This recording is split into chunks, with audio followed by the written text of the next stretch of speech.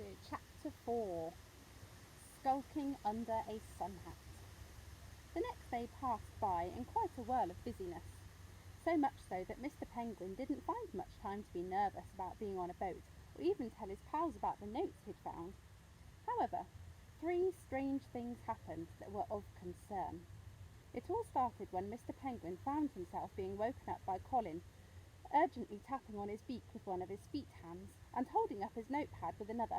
The pad said, "It's time for," next page, "breakfast." Well, that certainly got Mr. Penguin out of bed in a jiffy, and as soon as Edith had turned Gordon out of his pillowcase and run a brush through his feathers, the gang were off to the restaurant. And oh boy, was it a breakfast to be had! The room was packed with passengers, all tucking in and marvelling at the enormous amounts of grub on offer. There were huge cauldrons of cereal, towers of hot toast, eggs any way you wanted them, great mugs of hot chocolate overflowing with clouds of whipped cream and marshmallows, and mountains of sticky, jammy, flaky pastries that Mr. Penguin considered just diving into headfirst with his beak open. In the centre of the restaurant was a rather fancy sort of open kitchen, at which several of the crew were standing in aprons ready to serve hot food if you wanted it. And Mr. Penguin did want it.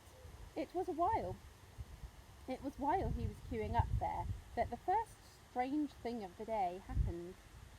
In the centre of the kitchen, Mr. Chuckle was sitting merrily on a high stool wearing a chef's hat and looking like a jolly little old elf. He wasn't actually doing any of the cooking. He was just welcoming everyone and waving his walking stick happily and generally being a very cheerful, chirpy sort of person. "Good morning, Mr. Penguin," he hollered happily over the sizzle of some eggs. The little crew member with the moustache was crying. "Would you be interested in some pancakes? Captain Cutlass here is a dab hand at making them, aren't you, Henry?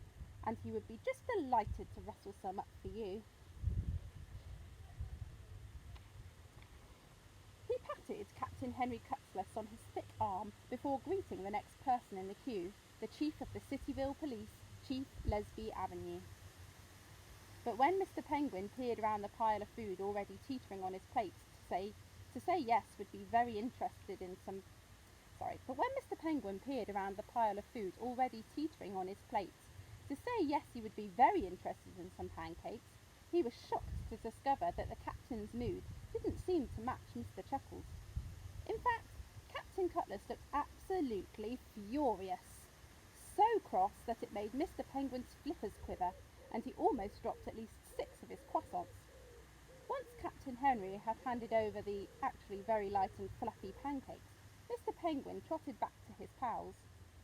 What could have put Captain Henry in such a bad mood? He wondered to himself. Maybe he just didn't like mornings.